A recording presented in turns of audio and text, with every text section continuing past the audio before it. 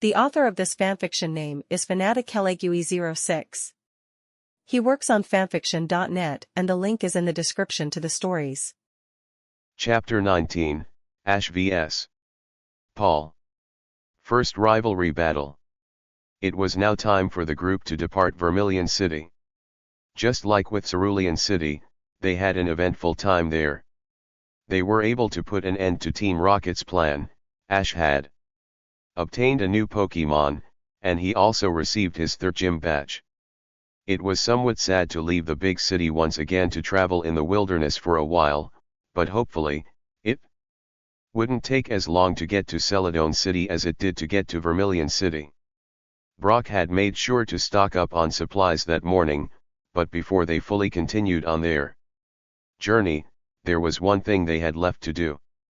The group showed up right outside Vermilion City at 11 o'clock sharp, but that was mainly because of Ash.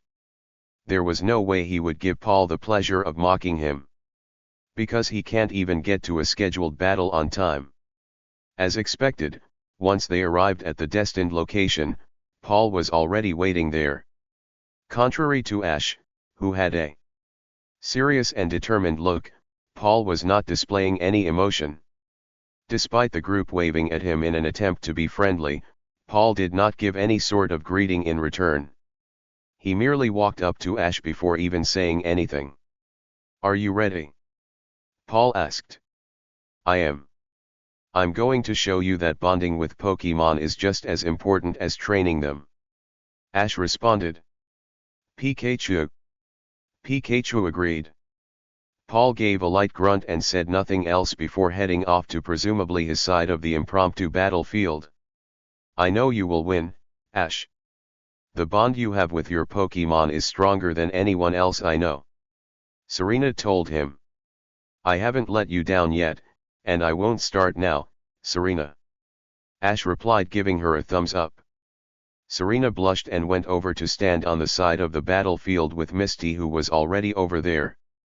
Brock went to stand between Ash and Paul to be the judge. "How many Pokemon do you want to use?" Ash called across the field. "We shall do a 4-on-4 battle. There is no need for a full 6-on-6 battle yet. The first person who has 4 Pokemon unable to battle shall be declared the winner," Paul said. "Back. That's fine with me," Ash replied. "This will be a 4-on-4 Pokemon battle between Ash and Paul. There will be no time limit. Trainers may begin as soon as they are ready," Brock shouted. Pikachu sparked its cheeks at Paul. It really wanted a piece of this trainer for the way he has acted so far. "Hold on. I'll make sure you get to battle with Paul, Pikachu," Ash told the rodent. "I'm saving you for last." Pikachu decided that was acceptable and hopped off Ash's shoulder to stand by him while Ash decided on his first Pokemon. "Bulbasaur. I choose you," Ash called as he threw the ball forward. "Bulbasaur." The plant reptile cried as it emerged from the Pokemon. "Rhyhorn. Stand by for battle," Paul said once he threw his Pokeball as well. The Spikes Pokemon emerged from its Pokeball and gave a roar. Serena cringed once she saw this Rhyhorn appear. It looked a lot scarier than the one she had at home. "We should be able to win this one because of the type advantage, Bulbasaur," Ash told it. Bulbasaur gave a short nod of agreement. "Only beginners think they can win because of type advantage," Paul commented. He then called out, "Rhyhorn. Use takedown." Rhyhorn then charged forward towards Bulbasaur. "Going on the offense, huh? We're ready for that." "Bulbasaur, leap over Rhyhorn," Ash yelled. Bulbasaur then leaped high into the air away from the charging Rhyhorn. "I knew you would do that," Paul said. "Rhyhorn. Use Rock Blast." Rhyhorn immediately stopped charging and sent up a series of boulders at Bulbasaur. Because Bulbasaur was in the air, it was unable to dodge and was hit by every one of the boulders. "Oh, Bulbasaur!" Ash cried. As Bulbasaur began falling, Paul quickly called out, "Now use Horn Attack." Rhyhorn reared back its horn and struck Bulbasaur hard, which sent it flying backwards. Paul must have made Ash think he was charging straight forward for an attack, but that was just a decoy to get Bulbasaur in the air where it was helpless. He wants to know how Ash reacts to certain situations, Misty deduced as she watched from the sidelines. You don't think Ash is that predictable, do you? Serena asked Misty. I don't know. Ash has given some surprises in the past, especially during his gym battles. However, if he doesn't come up with something creative in this battle and Paul figures that out, he will be in serious trouble, Misty replied. Bulbasaur, can you stand? Ash asked it as it slowly got to its feet. Soar! Bulbasaur cried as it stood, ready for more. Great perseverance, Bulbasaur. Ash praised. Use Razor Leaf. A flurry of leaves shot out from Bulbasaur and struck the Rhyhorn, who yelled in pain from the super effective hit. Great job, Bulbasaur. That one hit. Let's do another Razor Leaf. Ash called. Bulbasaur complied as it shot another series of sharp leaves. Seriously? You're using the same attack twice in a row. Rhyhorn. Dig underground to avoid that attack. Paul yelled. Rhyhorn quickly began to burrow underground and had made it completely under by the time the leaves reached it.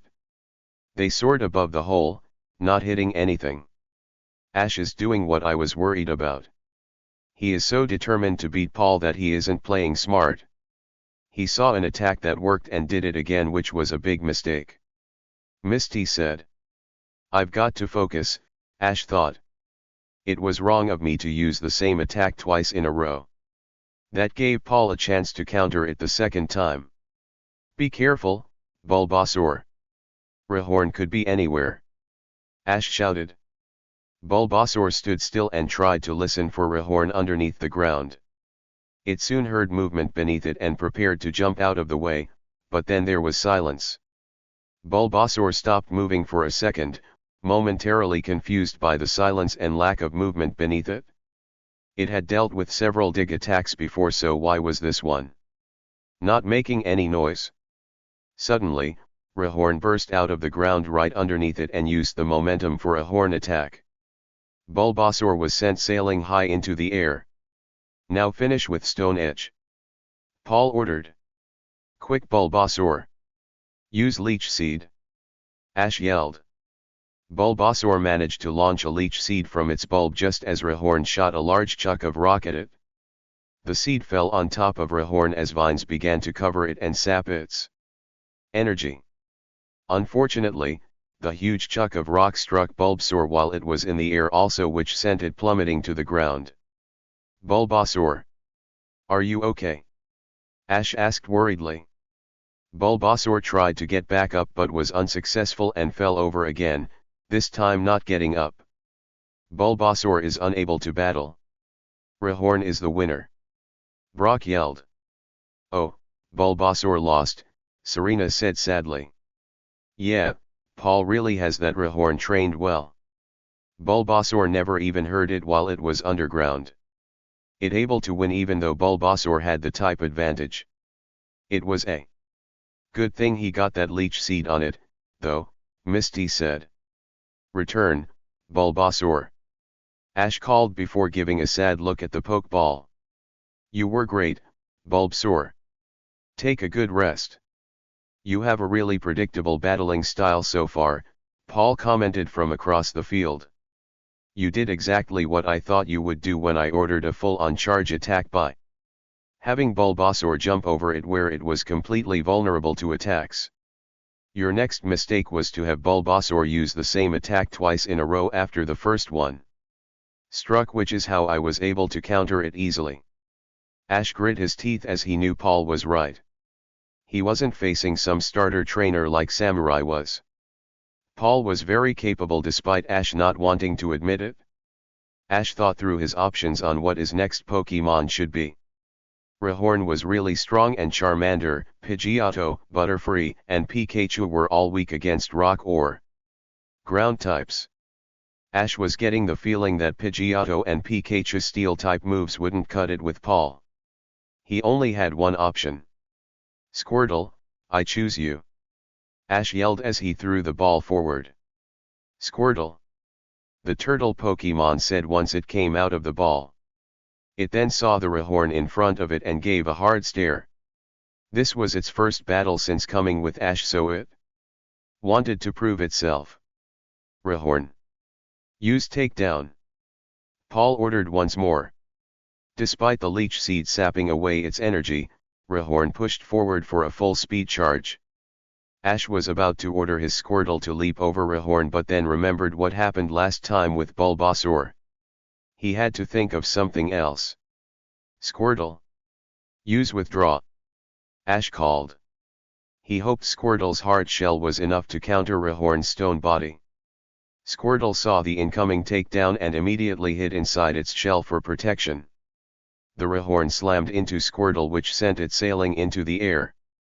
"Please be okay, Squirtle," Ash said to himself. To his great relief, Squirtle emerged from its shell looking slightly bruised but still very capable of battle. "Great. Now use Water Gun," Ash yelled.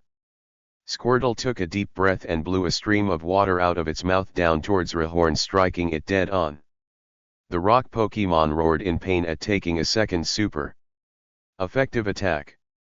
That and the leech seed were too much for it, and it fell to the ground in defeat. "Way to go, Squirtle," Ash cheered. "I bet you anything Paul had Rhyhorn use takedown again on purpose to see if Ash would fall for the same thing twice. He wants to know as much as he can about how Ash battles and learn from that. I hate to say it, but Paul is a pretty smart battler," Misty said. "Ash is a good battler, too," Serena defended. "I never said he wasn't, but Ash needs to realize this isn't like a battle he's had before, so he needs to learn Paul's strategy as well," Misty replied. Paul wordlessly returned Rhyhorn to its Pokeball and said nothing. This angered Ash a little bit that Paul didn't even tell his Rhyhorn a good job. "Fearow, stand by for battle," Paul yelled as he threw it the Pokeball to release the large bird. "Uh-oh. A Fearow," Ash said as he and Serena pulled out his Pokédex to scan it. Fearow, the beak Pokemon and the evolved form of Spearow. Fearow has a very bad temper and has huge wings which can enable it to fly all day long, the Pokédexes said. "Fearow, use Leer," Paul ordered. Fearow's eyes glowed blue for a second and gave Squirtle an intimidating stare which caused it to shrink back. "Don't be scared, Squirtle. Use Water Gun," Ash called. Squirtle once again shot out a jet of water from its mouth which Fearow dodged easily. "Now go in for a drill peck," Paul told the Fearow. The beak Pokemon shot forward at great speed as its beak began to spin in a drill-like fashion. "Try Bubble Beam," Ash yelled. "Use agility to get out of the way," Paul countered. The bubbles missed its target completely as Fearow was too quick and shot out of the way. It then resumed flying towards Squirtle for a drill peck attack. Not knowing what else to do, Squirtle hid in its shell as Fearow descended upon it. Fearow then began to ruthlessly peck at Squirtle's shell. Ash knew his Squirtle must be taking serious damage despite being protected inside of its shell and knew he had to do something, but Paul had other plans. "Grab Squirtle in your talons, Fearow, so it can't get away," Paul yelled. Fearow then latched onto Squirtle's shell with its sharp talons as it continued to assault Squirtle with its drill peck. Ash knew this was bad. He couldn't risk Squirtle to come out of its shell to attack because there was no doubt Fearow would aim for its weak spot then. On the other hand, Squirtle couldn't hide in its shell forever, either. "Ash, you should return Squirtle before it's too late," Serena called. Ash was about to comply, but he noticed something weird about Squirtle's shell. It seemed to start moving in a circular pattern. It then began to get faster and faster until pretty soon, Fearow began to spin around as well because its talons were latched onto Squirtle. The force of Squirtle spinning was beginning to kick up dust as it began to spin even faster. Ash smiled when he realized Squirtle must have just learned rapid spin. "That's awesome, Squirtle. Now break free of Fearow," Ash yelled. The force of the spinning shell was enough to break free of Fearow's talons, and Squirtle had now become a spinning projectile. Fearow, meanwhile, had become extremely dizzy from being spun around so much. "Snap out of it, Fearow," Paul yelled. "Quick, Squirtle. Turn that rapid spin into a spinning tackle," Ash called. Squirtle continued spinning into the air as it came closer and closer to Fearow. The beak Pokemon was too dizzy to get out of the way and was knocked straight in its face by Squirtle's shell. Ash knew this was his chance while Fearow was still dizzy. "Follow up with Bubble Beam," he shouted. Squirtle came out its shell and launched a barrage of bubbles at Fearow, who could do nothing but let them slam into it. It shrieked in pain. "Now Skull Bash," Ash called. Squirtle reared its head back and slammed it into Fearow's midsection as hard as it could, once again causing the beak Pokemon to yelp. "Now finish this with Water Gun," Ash continued, thinking this was the end. Before Squirtle launched its water gun, it suddenly got an extremely pained look on its face and fell over onto the ground, not getting up. "Squirtle! What's wrong?" Ash cried, but Squirtle only gave a weak noise in response. "Squirtle is unable to battle. Fearow is the winner," Brock called. "What do you think happened, Misty?" Serena asked. "Squirtle was doing so well. I think it's because Squirtle had taken a serious amount of damage from Fearow's Drill Peck attack, not to mention it had sustained damage from Rhyhorn as well." Then Ash began telling Squirtle to launch a series of attacks at Fearow while it was dizzy. While this is normally a good strategy if Squirtle was still healthy, it was too badly damaged to keep up with Ash's commands and became exhausted, Misty explained. Ash happened to overhear Misty telling this to Serena and hung his head low. He had gotten too excited when Squirtle learned Rapid Spin and got too caught up in the battle to worry about how Squirtle felt. It would have been different if Squirtle was his last Pokemon, but he still had 4 other perfectly healthy Pokemon that could battle. He should have returned Squirtle while he had the chance to let it rest for a minute before using it again. He had to be careful from now on. He was making too many mistakes in his desire to win against Paul, and it was costing him the match. "Return, Squirtle," Ash called to return the exhausted Pokemon. "Thank you, Squirtle. You were great. It was my fault you ended up like this." Ash looked across the battlefield and saw Paul glaring at him. Paul was certainly not keeping it a secret that he thought of Ash as a poor battler right now. If Ash lost, there would be way Ash could prove to Paul that his methods were wrong. Pokemon need love and support just like they do hard training to be the very best they can be. "Okay. I'm facing someone who is the complete opposite of me. I get that. I can't get carried away. I can still win this," Ash thought. "Chew?" Pikachu asked its trainer curiously. "I'll be fine, buddy," Ash responded. He then went through his remaining options in his head. There was no doubt Pikachu would have a huge advantage over flying types like Fearow, but he still wanted to save it for last, if necessary. Pidgeotto and Butterfree would no doubt be able to match Fearow in speed in the air, but Fearow was far too aggressive, so Ash would need to keep it closer to the ground like he did with Squirtle. "Charmander! I choose you!" Ash yelled as he released the fire salamander. Serena suddenly felt one of her Pokeballs open up to reveal her Charla had popped out its Pokeball. "Charla! Why did you come out of your Pokeball?" Serena asked in surprise. Char! It replied and pointed to Ash's Charmander. "Oh, I see. You want to watch Ash's Charmander battle, don't you?" Serena figured. "Charmander? Charla confirmed before waving at Ash's Charmander. Charmander turned towards Charla to see it waving at it, causing it to get an embarrassed look on its face.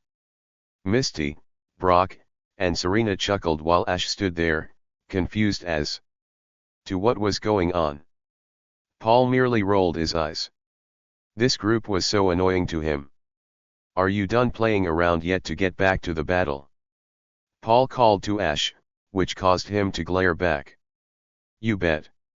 We're not finished yet," Ash yelled. "The battle may start once again after the brief interruption," Brock announced. "Charmander. Fearow should be weak by now. Use flamethrower," Ash said, the fire salamander complying. "Dodge it, Fearow, and take to sky," Paul ordered. Fearow had long since recovered from its dizziness and returned to the sky once again, completely dodging the flamethrower. It then glared down menacingly at Charmander. "Use Razor Wind, Fearow," Paul yelled. Fearow gave a huge flap of its wings as what looked like glowing blasts of air shot through the sky. They quickly sailed through the air and hit Charmander dead on. "You okay, Charmander?" Ash asked once his Pokémon was hit by the attack. "Char," it replied as it quickly shook it off. "Try another flamethrower," Ash yelled. "Dodge it again, Fearow, and prepare for a drill peck," Paul said. The Fearow once again easily dodged the flamethrower. Charmander kept trying to hit over and over, but Fearow dodged every time due to its speed. "Remember the training we did with moving targets, Charmander?" Ash called to it. "Try to predict Fearow's movements." Charmander then began to concentrate as it looked at the way Fearow moved through the air and its pattern. When Fearow began to charge up for drill peck, Charmander saw its chance. "Char!" it yelled as it blew a flamethrower through the air. Its timing and prediction was perfect as the flames crashed right into Fearow, causing it to yell in pain. It began to fall to the ground quickly, but Ash didn't want to give it time to recover. "Charmander! Quick! Jump into the air and use Metal Claw," Ash called. Charmander ran forward to where Fearow was falling and leaped up towards it. Before Fearow could react, Charmander's claws on its hands glowed as it slashed at Fearow with its right arm.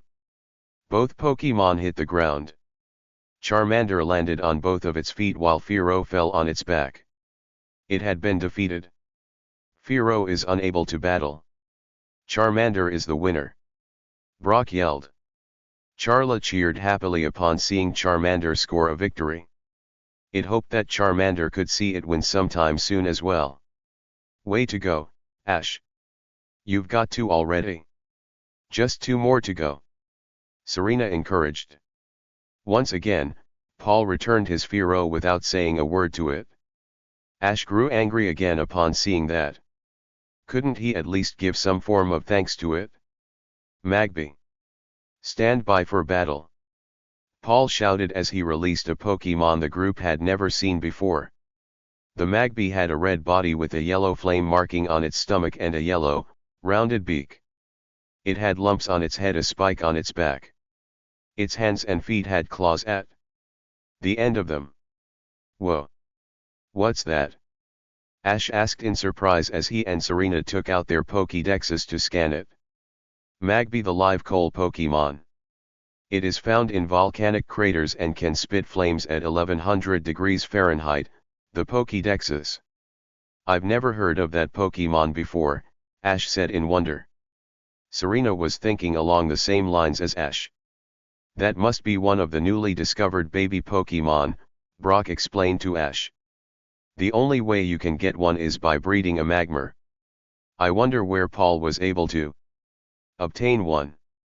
"Where did you get that Pokémon?" Ash asked curiously. He couldn't help himself. "That's really none of your business," Paul replied rudely. "Focus on the battle. I'm losing my patience by your distractions." "Well, whether that's a newly discovered Pokémon or not, Charmander and I can still take it," Ash said with determination. Charmander. The Pokemon agreed. Magby. Use Smog. Paul ordered. The baby Pokemon unleashed a brown fog from its mouth that soon spread around Charmander, causing it to cough violently. Before it could recover, Magby appeared in the smog as well and slammed into Charmander for a feint attack. Charmander was knocked backwards onto its back, but it wasn't done just yet. It quickly got back on its feet, ready for more. Alright, Charmander. Use Flamethrower. Ash commanded. Counter it with your own flamethrower, Magby. Paul countered. Both flamethrowers flew from the recipients' mouths and collided midway. After a brief standstill, Charmander's flamethrower began to overpower Magby's as its flamethrower began to push towards Magby. Suddenly, there was a large explosion and Magby was blown backwards onto its back from the force. Charmander only received minimal damage from the blast because the explosion was closer to Magby. Get up, Magby. Paul shouted. Magby looked tired from the blast but still looked ready to fight. That's better. Use Confuse Ray. Paul ordered. Magby's eyes glowed blue for a second as a white ray came from its eyes and engulfed Charmander. When the ray died down, Charmander had a dazed look on its face and was making funny movements. Oh, no. Charmander's become confused. Misty gasped. So it will be a lot harder for Charmander to attack Magby now, Serena said. Charla called, trying to get Charmander to snap out of it. Charmander. Try a flamethrower. Ash called. Charmander did use flamethrower, but instead of using it on Magby, it used it on Ash. Whoa. Not on me, Ash cried as he and Pikachu ducked. Finish this with feint attack. Paul ordered. Magby then ran up to Charmander while it was dazed and delivered a sucker punch, knocking it backwards. Charmander fell on the ground in defeat. Charmander is unable to battle. The winner is Magby. Brock shouted. Charla sulked sadly once it saw Charmander was knocked out. I thought Charmander was going to win against a fellow fire type, Serena said sadly as Ash returned Charmander. There was no doubt Charmander would overpower Magby in that regard. Paul must have realized that, which is why he ordered Magby to use Confuse Ray, Misty commented. Ash gave a sigh. He only had one Pokemon left while Paul still had two. He then turned to his faithful buddy Pikachu and gave a nod. You're up, Pikachu, he said. Pikachu nodded and ran forward. It sparked its cheeks at Magby and Paul. It had seen the way Paul acts and really wanted to win this one for its trainer. Alright, Pikachu. Start things off with a Thunder Shock. Ash said. Magby. Counter with Flamethrower. Paul shouted. Both Pokemon launched their respective attacks at each other. They collided in midair and made an explosion. Use Quick Attack, Pikachu. Ash commanded. Use Confuse Ray, Magby. Paul yelled. Pikachu began to dash forward as Magby's eyes began to glow, but before it could launch the Confuse Ray, Pikachu was already upon it and slammed into Magby. Now before Magby can recover, use Thunder Shock. Ash called. Use Flamethrower. Paul ordered. Once again, Pikachu was too quick for Magby as it shocked the live coal Pokemon before it was able to blow Flamethrower with its mouth. It then landed on the ground and didn't get back up. Magby is unable to battle. Victory goes to Pikachu. Brock shouted. Great.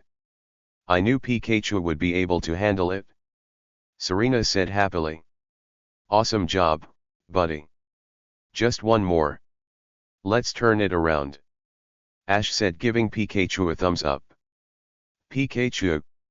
The rodent responded, making a V shape with its fingers. Paul glared as he returned the Magby to its Pokeball. You should have been able to overpower that Pikachu. Its speed is no excuse, he muttered to it before pulling out his final Pokeball. So I take it you're going to use Weepin' Bell now since grass types are strong against electric types. Ash guessed. Weepin' Bell? Paul questioned. Yeah. The Weepin' Bell that we saw at the Pewter City Pokemon Center. Ash replied. Oh, that thing. I got rid of it a long time ago, Paul said while frowning.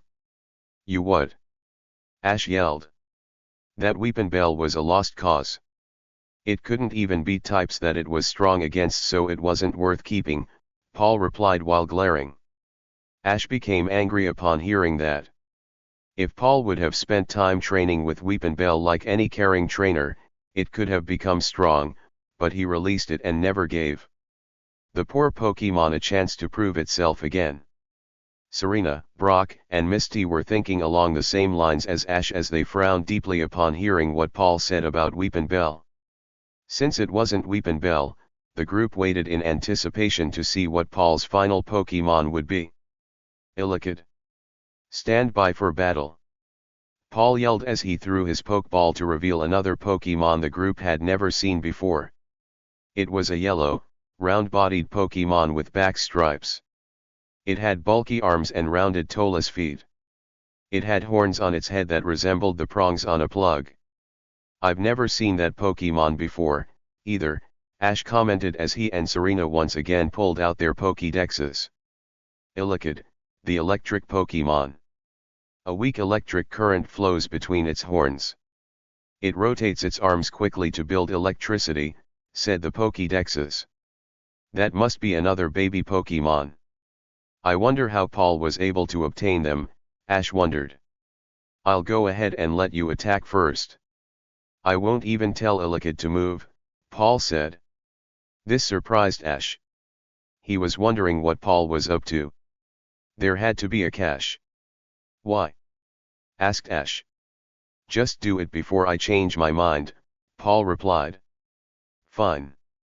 Pikachu. Thunderbolt. Ash yelled. Pikachu fired off the large electric attack. As Paul promised, he didn't even tell Illichid to get out of the way. The lightning struck Illichid dead on, but it didn't appear to be doing anything to it at all. Ash and Pikachu were very surprised. But how? That Thunderbolt should have done some damage, Ash wondered. That was the reason I told you to go first. I wanted to see if you would actually use an electric attack. They have no effect on Illichid, so all you did was supercharge it? Paul told Ash. I should have known better than to fall for something like that, Ash berated himself. Illichid. Use your own Thunderbolt. Paul called. Illichid then shot out a massive bolt of electricity at Pikachu that looked about as powerful as LT Surge's Rayish's shocks.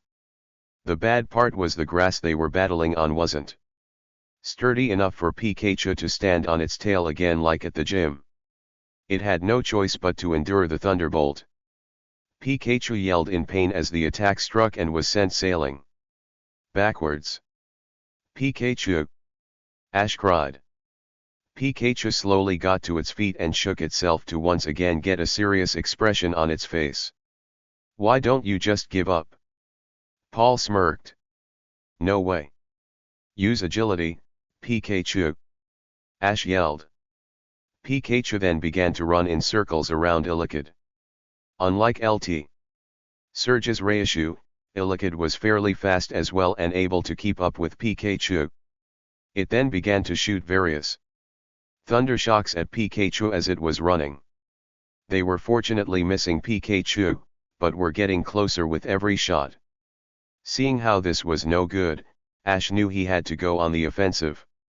Quick attack, Pikachu! He called.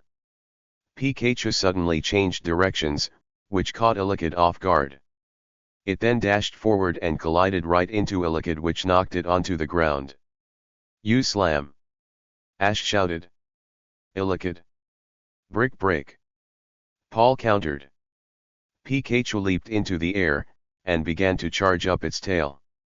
It then began to bring its tail down onto Illichid, but Illichid blocked it with Brick Break. The two Pokemon were now in a furious battle of wills as they tried to push the other one back with their attacks. The intensity of their standstill was beginning to get them tired. Unfortunately, Paul had another trick up his sleeve. How unfortunate for you that your Pikachu is tied up, but Illichid still has a free arm. Illichid. Thunder Punch. Paul commanded. Seeing what was coming, Ash reacted quickly. Pikachu. Use Iron Tail. Pikachu saw the incoming electrically charged fist and quickly changed tactics as it moved away from Illichid and charged up its tail as it began to glow white. It then swung its tail in a circular arc and let it crash into Illichid's fist. The resulting combination of attacks caused an explosion that blew both Pokemon backwards. Both trainers and spectators awaited anxiously to see which Pokemon were standing. The smoke finally cleared to reveal both Illichid and Pikachu collapsed onto the ground. Neither of them were getting up. Both Illichid and Pikachu are unable to battle. Since this was each your fourth Pokemon, this match is a draw. Brock yelled. Both Serena and Misty were very surprised. Out of all the outcomes, they were certainly not expecting a draw. Oh, Ash, Serena said sadly. She had wanted her crush to win so badly. Pikachu. Ash yelled as he ran over to it to scoop it in his arms. All right, Illichid. Return, Paul muttered. This match sure looked like a draw to me, Brock repeated as he went over to Ash. Ash grit his teeth. He wasn't able to beat Paul. I might as well have lost, Ash mumbled as he looked up at Paul who was approaching him. The match was judged as a tie. A tie it will be, Paul said. We don't have to end the match at 4 Pokemon. We each still have 2 Pokemon to battle with. Let's use them. Ash suggested. No thanks. I've already got a pretty good idea what kind of battler you are. If I used my other 2 Pokemon on yours, I would definitely win. Take your tie and run with it for now. So you don't lose, Paul replied. Paul then turned and began to walk away from the group. Then prove it. Let's battle again, Paul. Ash called after him. Brock put his hand on Ash's shoulder to calm him. Ash, let it go, he said gently. Serena and Misty soon joined Ash and Brock as they watched Paul walk off. At least it was a tie and not a loss, Misty said, trying to cheer Ash up. That doesn't matter. Paul and I had this battle to prove which of our training methods were better. I'm no closer to showing Paul that caring for a Pokemon is important as well. Than if I had lost, Ash replied. Serena looked sadly at Ash. She wished there was something she could say to Ash to make him feel better, but she was at a complete loss. If anything, Paul thinks lower of me now than he did before because of all the mistakes I made during the battle, Ash sighed. Ash felt stirring in his arms and looked to see Pikachu had awoken. Thanks for your hard work, buddy. It was my fault we didn't win, Ash told the rodent. Ash, try to think of this as a learning experience, Brock suggested, which caused Ash to look at him in surprise. Brock then continued, the outcome of the battle might very well have been because of the mistakes you made. That was because you were too focused on beating Paul rather than forming strategies for the battle. Finally finding something to say, Serena added, that's right, Ash. Remember my time at the Cerulean City Battle Chateau? I was so focused on my emotions at the time that I was unable to focus on the match and almost ended up losing. It wasn't until Leaf talked to me that I was able to focus on the battles themselves again. Ash realized the truth in his friend's words and nodded. You're right, he said. I'm going to follow your example and keep a cool head during battles from now on and not get upset no matter what the circumstances. Everyone smiled upon hearing that. That's good to hear, Ash, Serena told him. I'm sure you will battle Paul again, and you will win for sure. Your bond with your Pokemon is clearly much stronger than his. Thanks, Serena, Ash replied. What do you say we head back to the Vermilion City Pokemon Center one more time so I can heal my Pokemon before we set out for the next city? Then let's get some lunch. I'm starving. The group laughed merrily at seeing Ash was back to his usual self. Despite this, as they headed back into the Vermilion City limits, they all knew that this wasn't the last they would see of Paul. Ash and Paul were polar opposites, so circumstances would dictate they would cross paths once more. When that time came, Ash would be ready. He was determined to never tie, or lose, to Paul again. Chapter 20, Bye Bye Butterfree. Currently, Ash was in a heated battle with another trainer they had just met on the road. Ash figured this would be a good time to use his Butterfree since he didn't use it in the Vermilion City Gym or his battle against Paul. Despite this, the Butterfly Pokemon still proved to be a very capable battler as shown in the Pewter and Cerulean City Gym battles. Needless to say, after all they had been through together, Ash and his Butterfree have grown quite close. Go, Butterfree. Use Psychic. Ash yelled to his Butterfree. Butterfree's eyes glowed blue for a moment before unleashing a psychic blast of energy at its opponent, who was a Raticate. The Raticate gave a yelp of pain as it was knocked off its feet and onto the ground. The opposing trainer, who was an older man dressed in a formal outfit, wasn't going to give up so easily. Raticate, use Hyper Fang, he said. Raticate got off the ground and leaped into the air at Butterfree with its teeth bared. Dodge it quick, Butterfree, Ash told his Pokemon. Butterfree then flew above the Raticate, and the rat Pokemon soared underneath it. Once Raticate landed on the ground, it leaped into the air again for another Hyper Fang, but Butterfree dodged that one, too. This went on for a few more times before Ash decided to act. Use Stun Spore, Butterfree, Ash called. Butterfree nodded as it prepared its wings for the attack.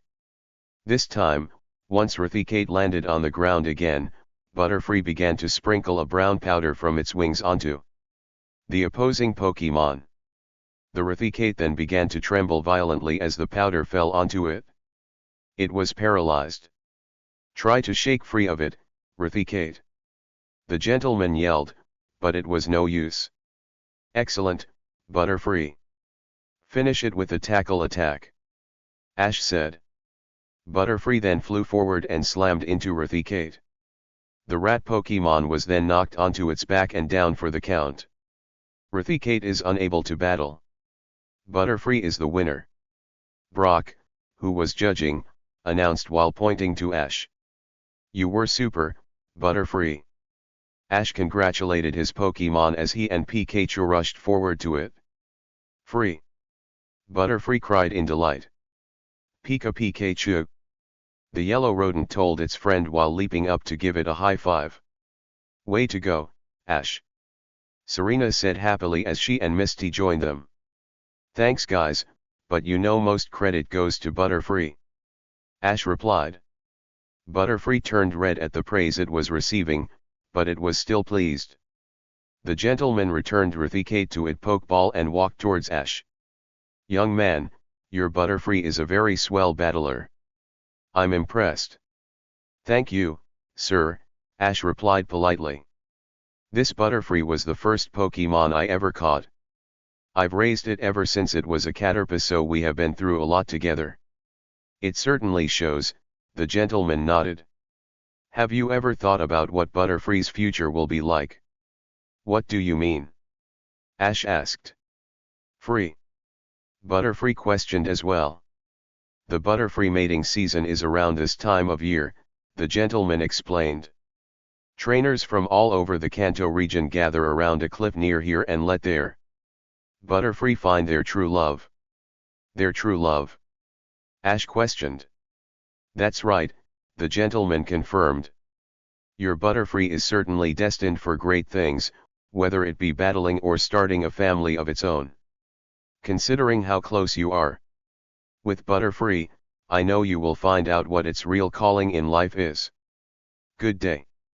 As the group bid farewell to the man, Ash and Butterfree looked at each other. I wonder what it is that Butterfree really wants to do with its life, Ash thought. Ash? Serena questioned, once she noticed her crush lost in thought. Oh, I'm good, Ash replied while snapping out of his thoughts. So are you guys ready to continue to Celadon City? The rest of the group nodded before continuing on. As the group walked towards Celadon City, they soon saw a huge group of Butterfree flying around in the air near a cliff which overlooked the ocean. There were also several balloons hovering in the air around all the Butterfree. The Butterfree mating season, Ash mumbled to himself once again as he and the rest of the group continued along the path.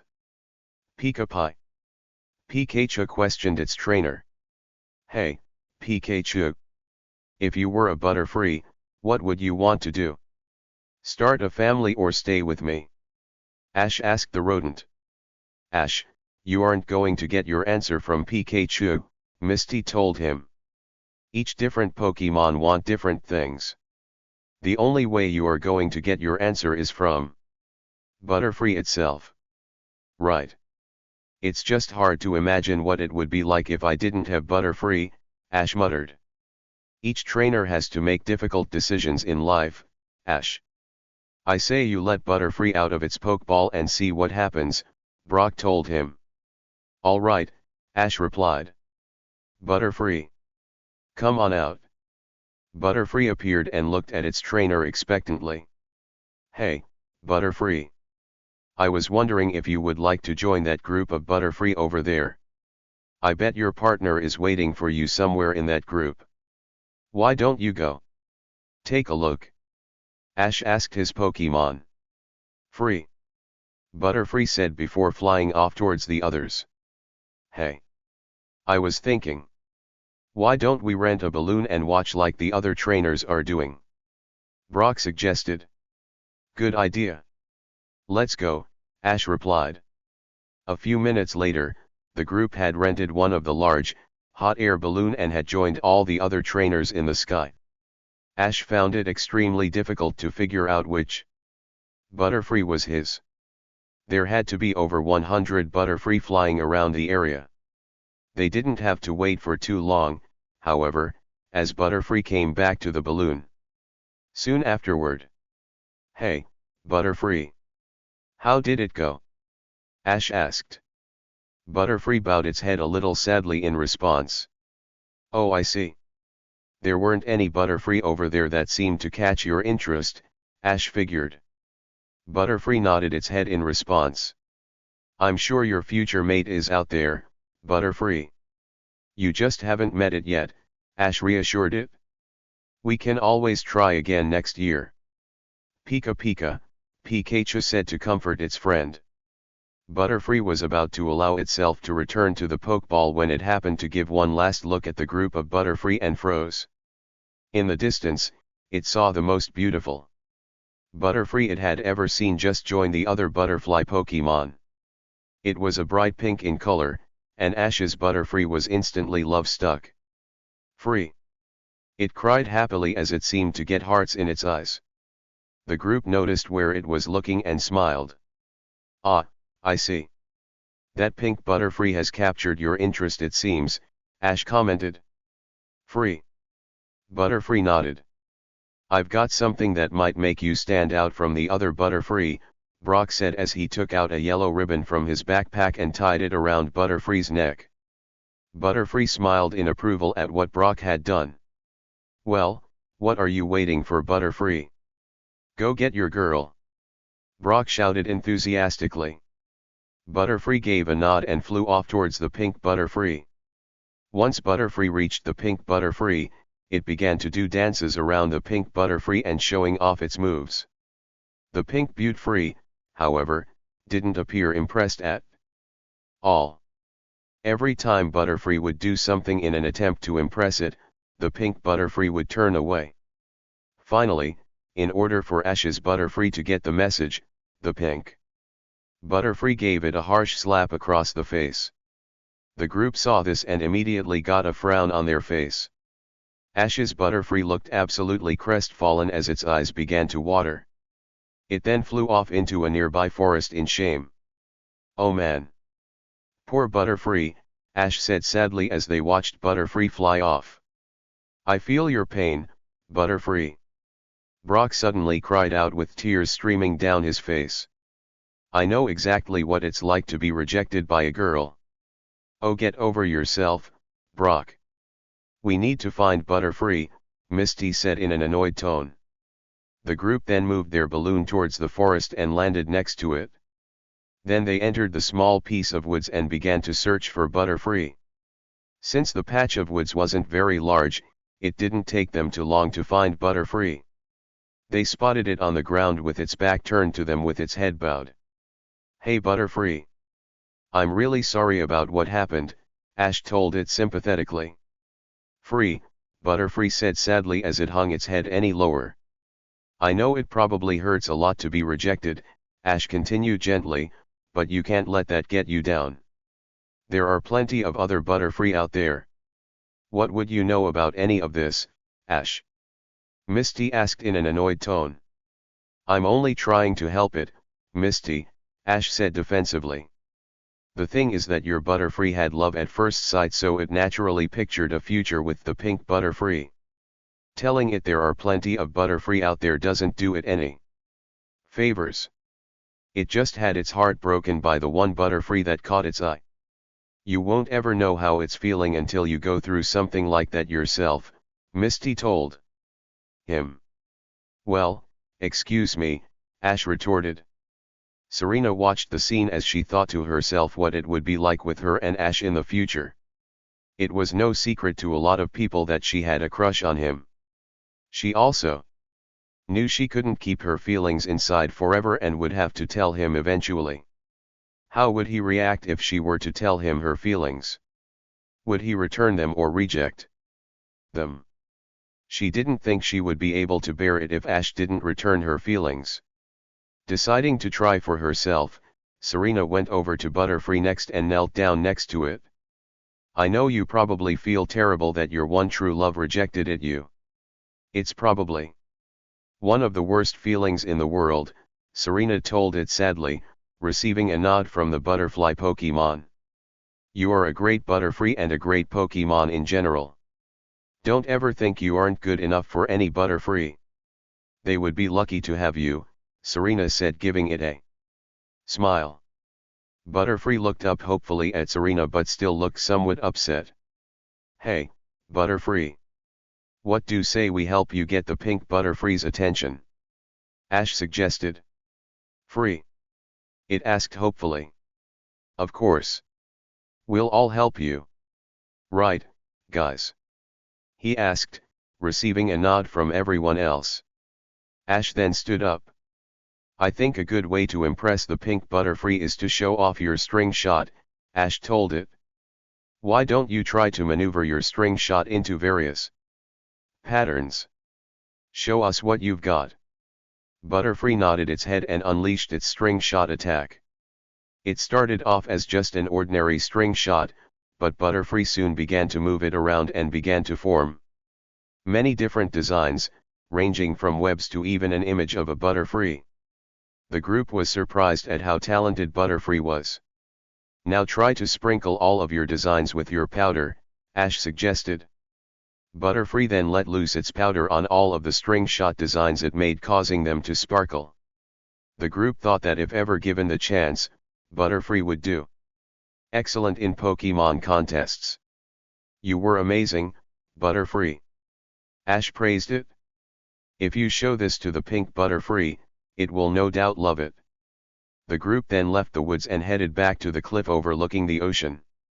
It didn't take them long to see the pink Butterfree again flying around idly amongst the other Butterfree. "You can do it, Butterfree," Ash encouraged. "Just remember what you did in the forest." Ash's Butterfree nodded and flew back towards the pink Butterfree. The pink Butterfree saw it coming once again and turned its head away to show it had no interest whatsoever in Ash's Butterfree. Ash's Butterfree didn't let that upset it, though. It began to shoot its string shot attack into the sky into different designs. Once it was finished, it sprinkled some of its powder over the string shot. The end result looked very beautiful. It then looked expectantly at the pink butterfree. The pink butterfree studied the artwork for a moment before turning its head away once again. Ash's butterfree's eyes began to water once again. Poor butterfree, Ash said to himself. The pink butterfree then flew away towards the ocean and landed on a small rock just above the water in order for some peace and quiet. Ash's butterfree looked on sadly, but it soon cried out in alarm once a tentacruel leaped out of the water and cornered the pink butterfree. Ash's butterfree sprang into action and flew as fast as could towards the endangered Pokémon. Ash was about to call out some commands for Butterfree to use but was stopped by Brock. "Hold on, Ash. Let Butterfree do this on its own," he said. Ash nodded as he continued to watch the scene. "Come on, Butterfree. I know that after all we've been through, you can handle anything," he thought. The tentacruel was too occupied with the pink Butterfree to notice the other one charging straight for it. Ash's Butterfree collided into the back of Tentacruel as hard as it could. Tentacruel stood dazed for a moment before shifting its attention to Ash's Butterfree. The butterfly Pokémon gave a glare at the Tentacruel as if telling it to back off. The Tentacruel did not comply, however, and shot an acid attack at Butterfree, who dodged the attack with ease. Butterfree then launched a psychic attack at the Tentacruel. The waves shot through the air and stuck Tentacruel right in the soft portion of its head. The Tentacruel gave a yell of pain before returning underneath the water. The group grinned broadly once they saw that Butterfree had fended off the Tentacruel. To their surprise, they saw the pink Butterfree shyly fly over to Ash's Butterfree. It then started to move back and forth in a dance pattern. Butterfree's face lit up and began to join the pink Butterfree in the dance. "Well, would you look at that," Ash smiled when he saw the two Butterfree dancing together. "I guess your Butterfree finally got the other's attention by helping it out in its time of need," Brock told Ash. "Yeah, good for you, Butterfree," Ash shouted happily to it. Ash's Butterfree turned to Ash and raised its hand into the air as a sign of acknowledgement. The two then flew back higher into the air to join the rest of the Butterfree flying around in the air. All of the Butterfree must have found their mates because they all began to chirp happily. It almost seemed like the Butterfree were singing a song. "Chuyu," Pikachu said. "It felt so relaxed right now." "That must be their love call," Brock commented as the group listened to all the Butterfree singing. "It's so pretty," Misty smiled. Brock then turned to Misty and offered his hand. "May I have this dance, madam?" he asked politely. "Why, thank you, sir," Misty smiled back before slipping her hand into Brock's. The two then began to slow dance as Ash and Serena watched. Ash smiled as he watched the two. He then noticed that Brock and Misty looked at him and jerked their head in Serena's direction. Ash turned to look at Serena and saw she was looking at him expectantly. Taking the hint, Ash went over to Serena and offered his hand to her as well. Would you like to dance, Serena?" he asked nervously. Serena was delighted. The last time Ash had ever offered his hand to her like this was when she hurt her knee at summer camp. In other words, it has been quite a long time. Only this time, he was asking her to dance. She was finally going to get to dance with her crush. She blushed heavily as she took his hand. "I'd love to, Ash," she replied. Ash then looked at Brock and Misty for guidance on what to do next. The two motioned for Ash to put his other hand on Serena's back, which he did. Serena blushed even harder once she felt Ash's hand against her back. They then began to move slowly back and forth. Ash was moving a lot more awkwardly than Serena was. However, I guess I'm not a very good dancer," Ash said in an embarrassed tone. "You're doing fine, Ash. Just follow my lead," Serena told him while smiling. Serena then began to lead him in the movements to the song the Butterfree were singing. Okay, Ash. Now 1, 2, 3, step. 1, 2, 3, step, she guided. It took Ash a few tries, but soon enough he was starting to get the hang of the movements he and Serena were making. He had never danced like this with a girl before. Sure, he had a few fun, fast-paced dances with Serena and Leaf in the past, but this time it felt different. It felt more personal and closer than any other dance he had done before. The strangest part was that he was actually enjoying it. Serena herself was extremely happy at the moment. She had always wanted to share a dance with Ash like this before. The best part was that he asked her rather than the other way around. Serena was resisting the urge to lay her head on Ash's shoulder, as that might make Ash a little uncomfortable since he was already nervous enough. Ash may not be the best dancer in the world, but that didn't matter to Serena at all. He could have been the worst dancer, and Serena still would not have cared because it was with Ash Ketchum, her crush. The Butterfree continued to sing while the four danced below. Pikachu, not having a partner at the moment, found a bottle of ketchup in Ash's backpack and began to dance with it instead. The bottle was a little heavy for the rodent, which caused it to stumble a lot as it mimicked the human's movements. After a few minutes, the Butterfree stopped singing and the group stopped dancing. The men and Pikachu bowed while the ladies curtsied. The dance may have been a little impromptu but still enjoyable. Thank you for the dance, Ash, Serena said while blushing heavily. It was no problem, Ash answered while rubbing the back of his neck. He was red as well. It was now sunset, and the group stood in front of Butterfree and its mate. So I guess you want to go start a family of your own now, don't you? Ash asked. Free, his Butterfree answered in the affirmative. Then this is where we part ways, I guess, Ash said sadly. Ash's Butterfree got a sad look in its eyes whenever it realized it may never see Ash again after this. Ash knelt down and looked at the pink Butterfree. This is a very special Butterfree. I want you to take really good care of it for me, Ash told it, receiving a nod from the Pokemon. Ash then stood up and looked down so the brim of his hat was covering his eyes. Goodbye, Butterfree, he muttered. He didn't realize it, but a few tears were beginning to come to his eyes. I'm sure your babies will be beautiful, Serena said while smiling to Butterfree.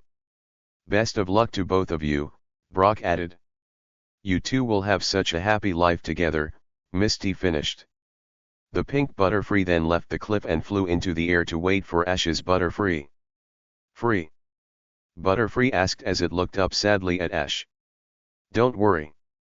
I'll just tell the other Pokemon that you went on a trip, and maybe you will come back someday, Ash replied. Pikachu then went up to Butterfree and shook its hand. Pikachu then went on to tell Butterfree that it knew Butterfree would be able to achieve its dream, which caused Butterfree to smile. Well, you don't want to keep your mate waiting, do you? Ash told it, attempting a smile. Butterfree nodded as it flew into the air with the pink Butterfree. They then turned around and began to fly into the sunset with the other Butterfree. Ash's Butterfree was taking several looks back. Bye-bye, Butterfree. Misty, Brock, and Serena called. Pikachu. Pikachu waved. As Ash watched Butterfree leave, he began recalling all that he and Butterfree had been through together. He remembered how he first captured it as a Caterpie after it freaked out Misty. He remembered how as a Metapod, it won a fight against Samurai's Metapod and protected him from a Beedrill.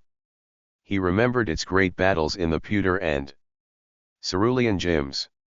He really would miss Butterfree, but he also knew that this is what Butterfree really wanted, to start a family of its own, and that was enough for Ash. Butterfree, Ash trailed as tears began fall from his eyes. Hey, Ash. Butterfree is almost out of sight, Serena told him. Upon hearing this, Ash snapped out of his thoughts as ran towards the edge of the cliff. "Take care, Butterfree. Good luck, buddy," he called. Butterfree heard its trainer's voice and looked backwards again to see Ash waving at it. "I'll always remember you. Thank you for everything. Goodbye, Butterfree," Ash yelled. Ash's Butterfree began to have tears streaming down its eyes, too. It had many great memories with Ash. It could never have become the Butterfree it had today without Ash. It could not have asked for a better trainer. Hopefully, it will see Ash again someday. With a final nod and wave to Ash, Butterfree turned around and fought the urge to look back. Again. "You raised it to be a great Butterfree. You should be proud of yourself, Ash," Brock told him as he put a hand on Ash's shoulder. "Thank you, Brock," Ash replied. "Releasing your Pokémon to start its own family takes a lot of courage. It shows you have matured and grown up a little yourself," Brock continued. Pikachu leaped up onto Ash's shoulder and gave him a smile which Ash returned. Ash nodded while the group continued to watch all the Butterfree go off into the sunset until they were completely gone. "Be happy, my friend," Ash thought. It was now the next day after Ash had released Butterfree. The group decided to spend the night by the cliff overlooking the ocean since there was no more need for traveling that day. They were still a week away from Celadon City, so they weren't in any particular hurry to get there. They were currently walking along the beach, each to their own thoughts. "So Butterfree found its mate," Ash said to himself as they walked along. "Yeah," the group agreed. "Maybe I will find my mate one day as well," Ash continued without realizing what he was saying. "Huh!" everyone exclaimed, clearly not expecting Ash to say that. Pikachu also gave its partner a surprised look. I mean," Ash trailed, before breaking into a nervous chuckle and turning red. I mean, I do plan on getting married eventually." The group continued to give Ash a questioning look. Was Ash actually thinking about getting married one day? Serena blushed at the thought of Ash getting married. Maybe he wasn't as clueless about these things as she originally thought. Maybe if she told him her feelings soon, no, she still wasn't ready yet, but that did encourage her that Ash wasn't planning to remain single forever. There was still hope for her and Ash to be a couple. She let that thought entertain her for the next several minutes as the group continued on their way. "So now that Butterfree isn't with me anymore, I don't have a full team of 6 anymore. I will need to find a new Pokémon pretty soon to make up for that," Ash commented, wanting to change the subject. "I only have 4 Pokémon, so I need to get a full team of 6 as well pretty soon," Serena groaned. "You know, Ash, I would like to see you capture a Pokémon on your own," Misty teased. "What do you mean?" Ash asked. "All of your Pokémon chose to come with you rather than you capture them by yourself," Misty continued. "Excuse me. I captured Butterfree and Pidgeotto all on my own." "Fair and square," Ash argued. "Whatever, but that isn't even half," Misty replied. Ash was about to yell at Misty for taunting him like this, but took a deep breath. He wasn't going to act immature about this. "All right, Misty. I guess I will have to prove to you that I can capture a Pokémon by myself. There are bound to be some Pokémon along the beach here. Let's go," Ash declared as he began to walk ahead of the group. "I was just kidding," Misty mumbled. "You should know by now that Ash won't ever back down from a challenge like that," Brock told her. "Pika Pika," Pikachu sighed as it watched its best friend march ahead of them. It wasn't but a few minutes later that the group saw a Krabby walking along the shoreline. "A Krabby?" Ash questioned as he and Serena scanned it. "Krabby, the river crab Pokémon. Krabby's pincers are not only used as powerful weapons. They are also used for balance while walking sideways," said the Pokédexes. "Perfect!" he exclaimed. I'm going to catch this Krabby on my own, guys. Go ahead and stand back. I've got this. Brock, Misty, Serena, and Pikachu complied with Ash's request and stepped back a few yards to give him some room. Ash was about to pick up a stick to assault Krabby with, but thought better of it. He remembered the last time he tried to attack a Pokemon all by himself. Not only was he unsuccessful to catch the Pidgey and was attacked, he and Serena also ended up with a flock of Spearow after them because of his mistake. He wasn't going to make the same mistake twice by attacking Krabby while defenseless. Alright, Krabby. You're mine. Ash shouted. The Krabby stopped and looked at him curiously. Bulbasaur. I choose you. Ash yelled as he threw the Pokeball to release the grass type. Bulbasaur. Cried the plant dinosaur as it came out. Bulbasaur. Use Razor Leaf. Ash called. Bulbasaur shot a flurry of sharp leaves from its bulb straight at Krabby, but Krabby was ready. It began to cut up the leaves one by one with its powerful pincers. It was quick. Hey, that isn't bad, Ash praised it. Let's see you handle this. Bulbasaur. Use Leech Seed. Soar. Bulbasaur yelled as it shot a small, glowing seed from its bulb. The bulb sailed through air but was caught by Krabby in its pincers. What Krabby didn't expect was for the leech seed to take effect anyway. Many vines shot out of the seed and entangled Krabby, who then began to have its energy sapped. Great job. Now tackle, Bulbasaur. Ash yelled. Bulbasaur. It yelled as it crashed into Krabby, which sent it flying backwards and onto the ground. Alright. Pokeball. Go. Ash shouted as he threw the ball. It sailed forward and connected with Krabby, effectively sucking it inside. The ball shook a few times before it dinged to show Krabby had been caught. Alright. I just caught Krabby. Ash cheered. Bulbasaur. Bulbasaur said happily. It was glad to help its trainer with his catch. Thanks, Bulbasaur. You were awesome. Ash praised as he rubbed its head. He then got up and went over to the rest of the group. Well, Misty? How did I do? Alright. Alright, Ash. You did just fine capturing Krabby, Misty admitted, but then added, just don't let it go to your head. Ash smiled triumphantly at Misty's words. He hadn't formed a bond with Krabby yet, but would in due time. He couldn't help but think that if he was still at the start of his journey, he would try to attack Krabby on his own or brag childishly after he had captured it to Misty. It was true that Ash had grown up a little since he started his journey.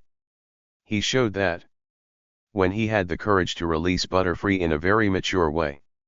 However, he still had a ways to go to be good enough for the Pokemon League. He was determined to reach that level one day, and when he did, he would be an incredible Pokemon trainer. Chapter 21, Blackout in Celadon City Part 1. Oh, wow. It's Celadon City. Misty squealed as she clasped her hands together. It's a lot bigger than I thought it was. Serena exclaimed while her eyes sparkled. There is supposed to be a huge department store here with all sorts of things. I can't wait to check it out. Misty squealed again. Me neither. There is also a really huge mansion here to visit. I can also compete at the Battle Chateau here. Serena added. The group had finally made it to another large city. Celadon City was the second largest city in Kanto after Saffron City. Since they have never been to Saffron City, the size of this one still blew them away. A very large city had different meanings for each member of the group. For Ash, it just meant another place to earn his 4th gym badge. For Brock, it meant a nice break from cooking and cleaning, since a Pokemon Center could take care of all of those things, as well as a chance to see pretty girls, especially Nurse Joy and Officer Jenny. For Misty, it meant shopping and visiting the local attractions. Serena had mostly the same views as Misty, except large cities also meant another chance at a Battle Chateau title. The group was so excited about finally getting to another city that they didn't notice the water advisory posters around on various buildings and street poles. I think before we do anything that it would be best that we visit the Pokemon Center here, Brock suggested. Yeah. Good idea, Ash agreed. He had learned not to just rush headfirst to the gym anymore since starting his journey. It was important to make sure that all of his Pokemon were in top shape, especially his newly caught Krabby. After training some with his Krabby, Ash had learned that Krabby was actually a very good battler as well. It was very skilled with its huge pincers and could handle many grass-type attacks if its battle with Bulbasaur was any indication. Most water types would need to watch out for grass types, but not Krabby. As the group made their way to the Pokemon Center, they saw a red convertible speeding past them. As they watched it pass, Ash and Serena instantly recognized one of the faces in the car. It was none other than Gary Oak. Upon seeing the two, Gary ordered the cheerleader driving the convertible to stop. He then got out of the car and approached the 4N Pikachu. "Yo, Ash." "Serena," he greeted as he held up his right arm. "Gary? What are you doing here?" Ash exclaimed. "Isn't it obvious? I was here to win the rainbow badge from Erica, the gym leader here. Now that I've beaten her, I just got my 4th gym badge," Gary bragged as he showed Ash his case of 4 badges. Ash gave a sigh. Gary always seemed to be one step ahead of him. "How many badges have you collected so far?" Gary asked Ash as he put his badge case away. "I've only gotten 3, Ash mumbled. "You have a lot of catching up to do, Ashy boy," Gary said with that arrogant smirk that Ash hated so much. Ash's face turned an angry shade of red as Gary turned to Serena. "What about you, Serena? How have things been? I heard from Leaf that you were doing the Battle Chateau." "Oh, I've been doing fine. I've only made it to Viscountess so far, but I'm determined to improve in rank while I'm here," Serena answered. "There you go. Good attitude." Gary smiled. Gary then directed his attention back at Ash. "You could learn a thing or two from Serena about confidence. Here she is telling me how she can get her new rank while all you have been doing is moping ever since you saw me." Brock and Misty watched the exchange between Gary and Ash and immediately understood why Ash always felt he had to be better than Gary. It seemed Gary had a big habit of making fun of Ash. "I'm confident enough to challenge you to a Pokemon battle," Ash shouted as he raised his fists in the air. "Heh, no thanks, Ash. I only challenge skilled trainers who take great care of their Pokemon." Gary smirked. "What are you talking about, Gary?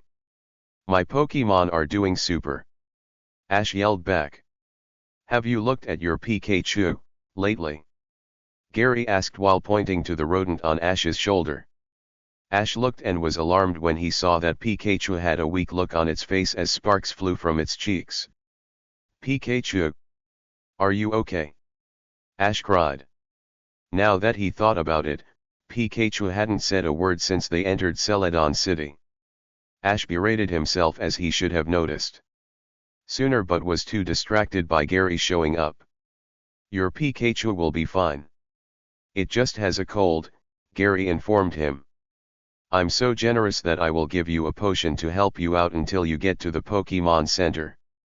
Gary then reached into a pouch in the bag he was carrying and tossed a potion to Ash, who caught it. Ash immediately sprayed it onto Pikachu. Once the potion took effect, Pikachu looked a little better but would still need a trip to the Pokemon Center. Ash was relieved that it was nothing serious but scowled that he always had to look bad in front of Gary Oak. Ash actually has an incredible bond with his Pokemon, Gary, Serena said, coming to Ash's defense. "He and his Pikachu have grown exceptionally close. You haven't seen him since you left Pallet Town. You can't judge his training skills based on this one meeting." Gary looked at Brock and Misty and saw them nod their heads, signifying they agreed with Serena. Then he noticed Pikachu weakly nod its head in return. All right. I'll take your word for it that Ash is better than I gave him credit for, Gary told Serena. He then turned to Ash and crossed his arms. I'll tell you what, Ash. Go heal your Pikachu at the Pokemon Center, and we can have a battle the next time we meet. You're on. Ash shouted with fire in his eyes. Now you sound like a trainer worth battling. Gary praised. He then nodded to Brock and Misty before turning around to head back to his car and addressing Serena and Ash. Later guys. One more thing, don't drink the water here. Gary. Gary. He's the best. His cheerleaders cried as Gary got into the back seat of the convertible. The car was soon turned on by one of the cheerleaders and sped off. Gary has his own car and fan club. Misty asked, clearly amazed. Don't ask, Serena muttered as she and Ash face-palmed. As Ash watched Gary leave, he figured their first meeting since leaving Pallet Town could have gone much worse. At least Gary didn't call him a loser. The only downside was he had to have his friends stand up for him instead of showing proof of the strong bond he had with his Pokemon. He cursed his luck but realized there were more pressing matters to deal with at the moment than his rivalry with Gary Oak. He had to get Pikachu to the Pokemon Center. Once the group arrived at the Pokemon Center, they could see it was already pretty busy. It was a lot bigger than the one in Vermilion City due to Celadon City being a larger city. But that didn't mean there was any less traffic. Excuse me, Nurse Joy, Ash said once it was the group's turn in line. I think my Pikachu has come down with a bad cold. Do you think you can help it as well as check up on my other Pokemon? I'd be very happy to, Nurse Joy smiled as she put on rubber gloves to take Ash's Pikachu. Could you check on our Pokemon, too, Nurse Joy? Serena asked as she, Misty, and Brock held up their Pokeballs. Of course, Nurse Joy replied. She was just about to take their Pokeballs when Brock ran up to her and held her hands. Nurse Joy. Are you free later today? I can take you out to a nice restaurant and, yeah. Brock started, but yelled in pain when Misty began to pull him by the ear. You may have Nurse Joy's hands but my hand has your ear, Misty said in annoyance as she pulled him away. Not the ear. Not the ear, Brock muttered. Ignoring the scene with Brock, Ash had noticed a strange Pokemon standing on top of the desk, staring at the group. It was a golden-colored, duck-like Pokemon that had its hands holding its head, like it had a headache. Is that a Psyduck? Ash asked. Why is it staring at us? Serena wondered as she tilted her head in confusion. The two then took out their Pokédexes to scan it. Psyduck, the duck Pokemon. This Pokemon has mysterious powers but doesn't recall how to use them. This is why it always looks puzzled, the Pokédexes said. Nurse Joy. What's up with this Psyduck? Ash asked curiously once he and Serena put away their Pokédexes. Honestly, this Psyduck has been here for weeks now. It wandered in one day very injured. I nursed it back to health quickly, but it never leaves despite my efforts to encourage it. I don't know where it came from, Nurse Joy said. So it just stands there all day with a blank expression on its face? Misty asked as she came back once dragging Brock a suitable distance away. Yes. It does, Nurse Joy confirmed. Misty leaned in a little closer to get a better look at Psyduck. The duck Pokemon stared back at Misty without moving at all. This thing looks pretty dopey, Misty commented while raising one of her eyebrows. As soon as Misty finished her comment, Psyduck leaned forward and pecked Misty on the mouth with its beak, almost like it was kissing her. Gross. Misty exploded as she wiped her mouth with her hand, startling everybody else in the Pokemon Center. This dimwit duck just kissed me. Ash, Serena, and Brock couldn't contain themselves as they burst into a fit of laughter. What do you know? Psyduck likes you, Misty, Ash said in between laughs. I need to go wash my mouth out and take a shower while I'm at it. Misty yelled as she ran to the bathroom. Oh no. You mustn't do that. Nurse Joy called suddenly, causing the group to look at her in confusion. What's wrong? Asked Serena. Celadon City's water has become very polluted lately. This is due to Celadon being such a large city. There is so much energy and pollution here that it contaminated our waters. Now there have been many groomer and mook that are down in our sewer systems, making the situation even worse. This isn't good as our entire city runs on hydroelectric power. Nurse Joy explained. That must have been what Gary meant when he told us not to drink the water, Ash realized. So what's being done about the problem? Misty asked as she walked back to the counter. Our gym leader Erica has gone down to the sewers a few times to try to at least fend off the groomer and mook. The only problem is she uses grass-type Pokemon, and they are weak against poison types like groomer and mook. There have even been a few trainers to go down to the sewers to see what is wrong, but they turn up missing. I don't know why. The power plant workers aren't doing anything. Nobody has been able to contact them for weeks, Nurse Joy replied. That's awful, Brock muttered. Yes, it is. Our police force is having a hard time trying to search for the missing trainers and help with the water problem, Nurse Joy agreed. Until the problem is fixed, we have to rely on bottled water to take care of ourselves. Thankfully, we are getting it donated for free here at the Pokemon Center. I guess we will just have to use the bottled water to wash ourselves while we are here, Ash figured. The group was just then walking away from Nurse Joy's desk when the lights to the Pokemon Center went out. Whoa! Who turned out the lights? Ash exclaimed. Nobody did. The power has gone out. Misty yelled at him. The lights going out had caused quite a commotion. Many people had begun yelling and frantically running outside to get out of the dark since it was still daytime. The only one not looking panicked was Psyduck.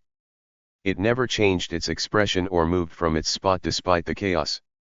I need to call the police station on the wired phone now, Nurse Joy said as she ran to the only phone in the center that didn't run on electricity.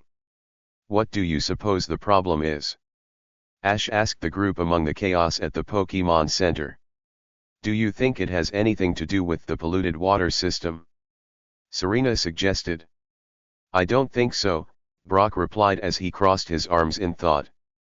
Dirty water shouldn't make the whole Pokemon Center shut down. It was then that Nurse Joy got off the phone with a worried look on her face. What's wrong, Nurse Joy?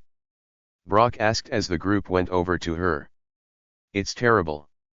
The groomer and mook have become so numerous in the water system that they are blocking all the water needed to run the power plant. This whole side of Celadon City is in a complete blackout until the problem is fixed. The group gasped upon hearing that. Can't you send the sick and injured Pokemon to the other centers while the problem is being fixed? Ash asked. I wish I could, but our transfer system runs on electricity. Without any electricity, there is nothing I can do, Nurse Joy replied sadly as she buried her face in her hands. Isn't there some kind of backup generator for emergencies? Serena asked. There is, but unfortunately it only runs on water as well. With our water system the way it is, it won't help. I suppose no one could have anticipated an event like this to happen. I don't know what to do, Nurse Joy said as tears came to her eyes. We'll go down there and get rid of the groomer, Nurse Joy, Ash declared. What? You are? Can you really do that? Nurse Joy asked hopefully as she looked up. Somebody has to act. If the gym leader is unable to take care of them, then we will. There's no way I'm going to let these sick and injured Pokemon suffer because of this, Ash said with determination. Ash. You heard what Nurse Joy said. Trainers that have gone down to fix the problem turn up missing. I don't want to end up like them. Misty told Ash. By all means, then you can stay here, Misty. This problem can't be ignored, Ash replied. Ash then looked at Serena and Brock. Are you guys in? He asked. Definitely. They both replied. Oh, why do you have to be so stubborn? Misty muttered. Ash then turned to Pikachu, who was still on Nurse Joy's desk. Pikachu, I need you to stay here while we are gone. You are in no condition to fight right now. Chuyu, Pikachu shook its head slowly.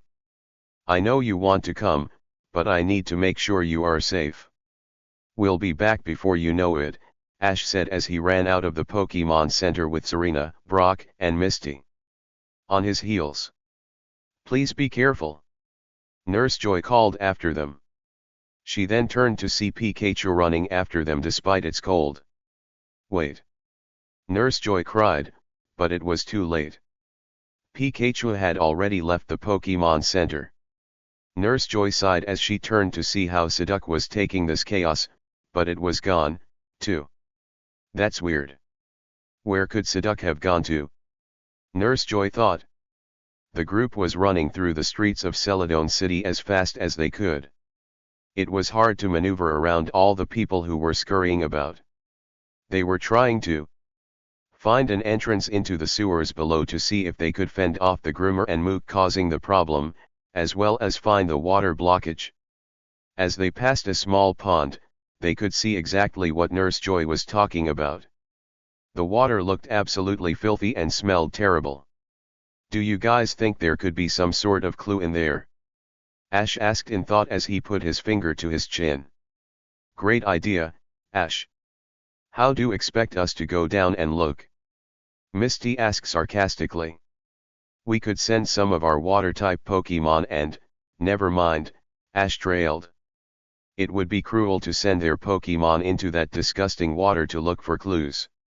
I bet your Magikarp won't mind going into the water, Misty, Brock said.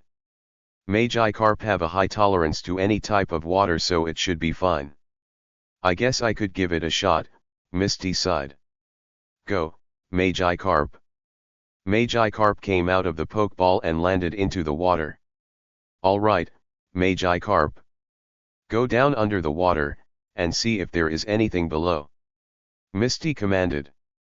However, Magikarp didn't seem to be able to carry out Misty's commands. All it was doing was splashing around on the surface. It didn't even look like it could swim properly. Carp. Carp. Carp. It choked out. Can't you dive down in the water, Magikarp? Misty asked. All Magikarp continued doing was splashing around pointlessly on the water's surface. This Magikarp can hardly even swim. Misty groaned. This Pokemon was giving her a headache. With a sigh, she returned it to her Pokeball. That Magikarp had been no help at all. So, what now? Ash asked awkwardly. Before anyone could come up with an answer, they saw a yellow duck run up to them. Hey, is that the same Psyduck we saw at the Pokemon Center? Misty asked. Sigh. The Psyduck said as it hopped into the water, almost splashing the group in the process. Unfortunately, it couldn't swim either and began thrashing frantically in the filthy liquid. It managed to dog paddle to the edge and climbed out, panting. The group's sweat dropped upon seeing the display. Ugh, this thing can't even swim. What a boring Pokemon, Misty muttered. Shouldn't you be back at the Pokemon Center, Psyduck? Serena asked it as she knelt down to be more eye level. Psyduck stared cluelessly at the group before holding its hands on its head again like it had a headache. I don't think we are going to get anywhere by trying to search the water. Let's just continue looking for a way into the sewers below, Ash sighed as the group continued on, leaving Psyduck behind. Sigh. Psyduck remarked as it watched the group leave. Hey, look. Here's an entrance right here, Ash announced, pointing to a sewer lid in the ground. Do we really have to go down there? Misty asked as she eyed the entrance nervously. Once again, Misty, you can stay up here if you want, Ash told her as he lifted the lid. The group was just about to go down when they saw Pikachu emerge from some nearby bushes. It still looked like it had a cold. Pikachu, what are you doing here? You should be back at the Pokemon Center, Ash stated.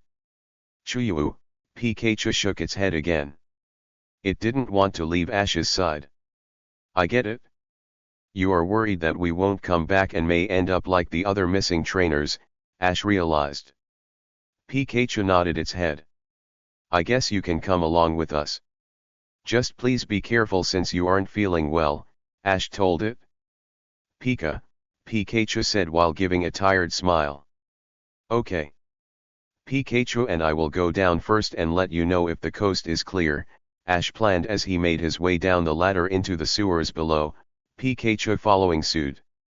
The group waited anxiously to hear any sign from Ash and sighed with relief when they heard his voice.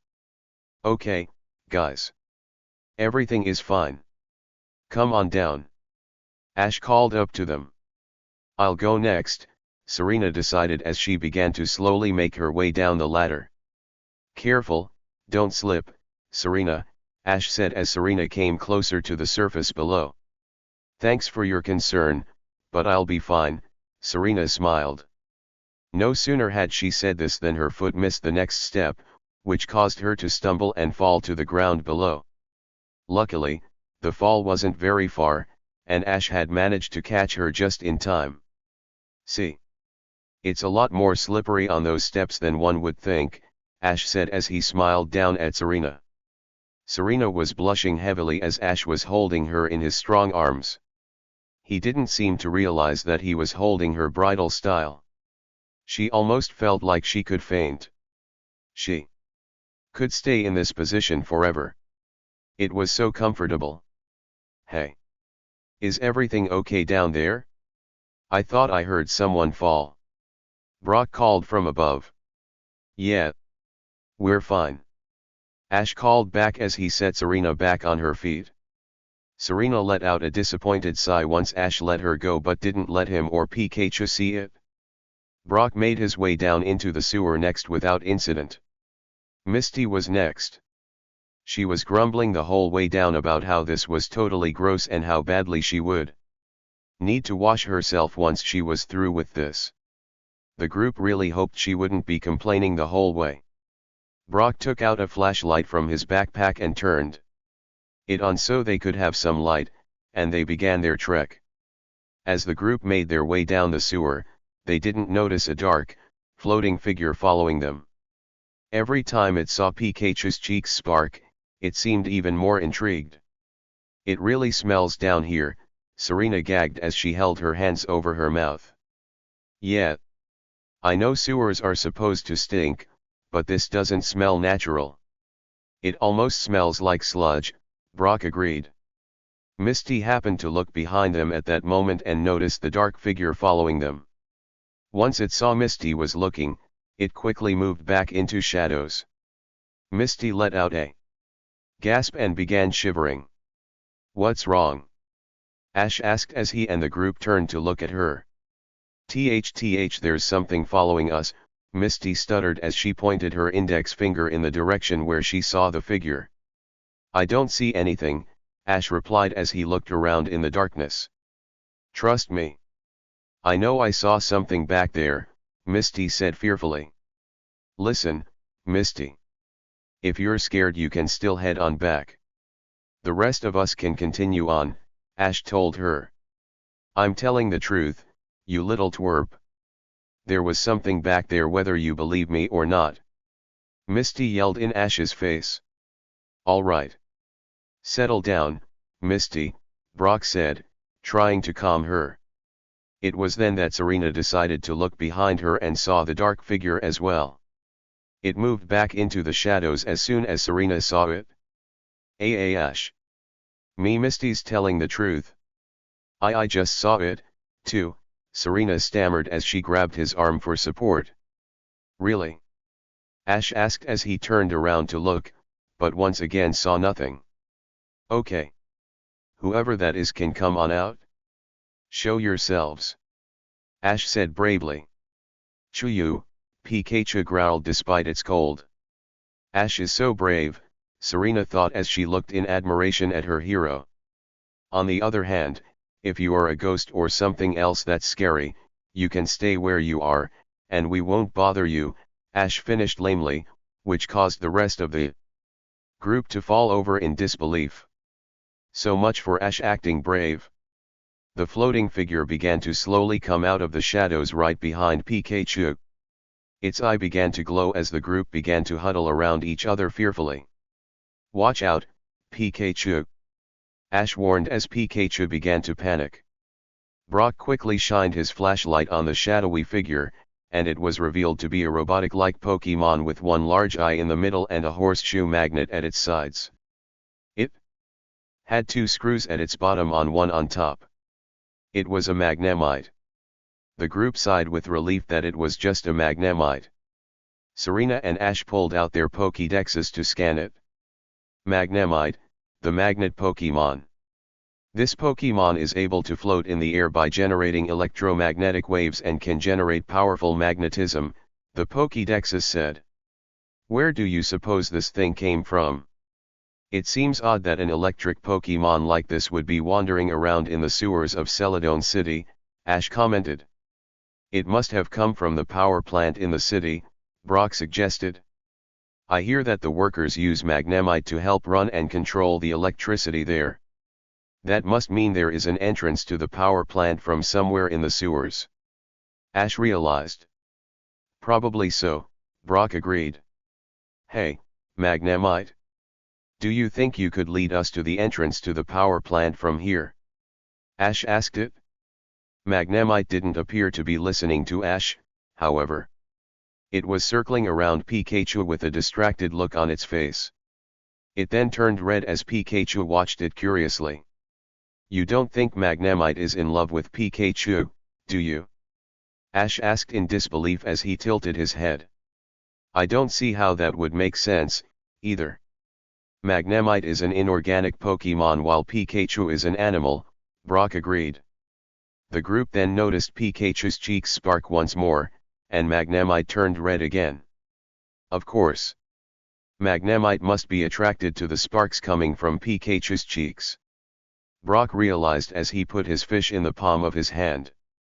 Chuyu, Pikachu muttered as it tried to back away from the Magnemite, but the Magnemite kept following it. Hey! Leave it alone, Magnemite. Pikachu isn't interested. Ash said to it. To the group's surprise, Magnemite obeyed and disappeared back into the shadows. They were surprised that Magnemite left so easily, but it was then they noticed the sludge smell had gotten a lot stronger. They heard movement behind them and spun around to find a horde of groomer there. Whoa! How did these things sneak up on us? Ash asked in surprise. The groomer then began to pour into the area. They were coming up out of the flowing sewer water, from the pipes, everywhere. My nose feels like it's on fire. They smell terrible. Misty exclaimed as she pinched her nose shut. Upon hearing that comment, the groomer's eyes widened in anger. Greeyayayamer! They all shouted. You might want to be careful of what you say, Misty. Don't say anything that will insult their pride, or it will make them angry, Brock warned. Do you think we should try battling the groomer to get them to leave? Serena asked. I don't think we can take all of these groomer on by ourselves, Ash replied as he and the rest of the group slowly backed away. We can do whatever as long as these nasty Pokémon go away. Misty shouted. Shut up, Misty. The rest of the group said as they covered her mouth. The groomer had enough, however, and got angry looks on their faces. It was then that a much larger sludge Pokémon arose from the back of the group, a Mook. Oh great! Ash said sarcastically as he and Serena pulled out their Pokédexes to scan it. Mook, the sludge Pokemon and the evolved form of Groomer. This Pokemon is so toxic that even its footprints are poisonous, said the Pokédexes. The Mook then raised one of its arms in the air and signaled the Groomer to go after the group. Way to go, Misty! Ash yelled as they turned around and began to run. How was it they always seemed to get chased by angry Pokemon? They had a bad habit of this. After the group had been running from the Groomer for quite some time, they were starting to get tired. Pikachu was especially becoming tired because of its cold. Ash had no choice but to pick it up and ignore the slight jolts of electricity that kept coming from Pikachu. Hey, look! There's a ladder leading up. We can get out of here, Serena shouted while pointing. The group made their way up the ladder with Misty going first. Once she was up enough distance, Serena went next, followed by Brock. Unfortunately, by that time, the sludge Pokemon had caught up to the group and began to crowd around Ash in such a way that they were blocking the ladder. Ash managed to throw Pikachu up onto the ladder, but he was still trapped. The Mook then appeared again behind the Groomer gang and ordered them to charge at Ash. The Groomer did so and soon began to smother him so he couldn't get to his Pokeballs. Not only was the smell making Ash want to vomit, the Groomer were literally beginning to suffocate him. Oh no! Charla! Help, Ash! Serena cried with worry as she opened Charla's Pokeball. Charla grabbed hold of the ladder and shot out a flamethrower which hit all of the Groomer around Ash. The Groomer gave a yell of pain and backed off, which gave Ash enough room to make his way up the ladder as well. The group hurriedly made their way through the opening in the sewer lid and quickly closed the lid with the angry Groomer still below them. Once the lid was securely fastened, they all let out a sigh of relief. It seems like those Groomer and Mook were the ones polluting the water. After all, they were everywhere. Ash panted. Ash, are you okay? Serena asked him worriedly. Yeah, I'll be fine, Ash said. He was thankful none of the sludge had gotten stuck to him while the Groomer were smothering him. Pikachu then went over to rub against Ash. Ash grimaced from the slight shocks he was getting but knew Pikachu was just worried about him. Serena thanked Charla for a job well done and returned it to its Pokeball. The group then got a good look at their surroundings as Brock shined his flashlight around. The sewer exit didn't lead them back outside like they had expected. They instead seemed to be inside of a narrow hallway of some sort with an empty waterway next to it. The weird part was that Brock learned that they didn't need their flashlight anymore as the lights were still on here. Do you guys think we somehow ended up at the Celadon power plant? Serena asked as they looked around. I don't know. It's hard to tell, Brock answered as he noticed the empty waterway next to them at the edge of hallway. They then went over to inspect it. I think this might be the power plant, after all, Brock realized while putting his fist underneath his chin. This must be the path the water travels to get to the generator. If we follow it, we will no doubt find something. One way may lead to what's blocking the water while the other should lead to the generator itself. The group realized this was a good plan and began walking along the waterway. I don't get it. If this is the power plant, then where are all the workers? Ash wondered aloud. Yeah. You would think that such a large power plant would have a lot of people here, especially with Celadon City being in a blackout right now, Misty agreed. There is something else I don't get, Brock added. What is it? Ash asked. The Groomer and Mook are no doubt the ones that are polluting Celadon City's water, but I saw no evidence that they would be the cause for the blackout, Brock said. What do you mean? Ash asked. It's true that there are a lot of Groomer and even a Mook, but as we were running along the sewers, it didn't look like any water was being blocked anywhere. If it were, there is no doubt the sewers would have been flooded, but the water level looks completely normal down there, Brock explained. Yet the waterway is empty through this hallway, Serena pointed out. Right, Brock said. It seems that there is a problem at the power plant itself rather than the groomer and Mook causing it. I think the flow of water might have been shut off manually rather than blocked. So you're saying someone shut off the flow of water to the generator on purpose? Serena exclaimed. It's only a guess, Brock shrugged. Why would someone do that, though? Misty asked curiously. The workers should know that the city is very dependent on hydroelectric power. That's the part I don't get, Brock replied in thought. Why would anyone purposely shut off the water supply to the generator? I bet you the answer is at the end of this waterway, Ash said as they continued to walk along.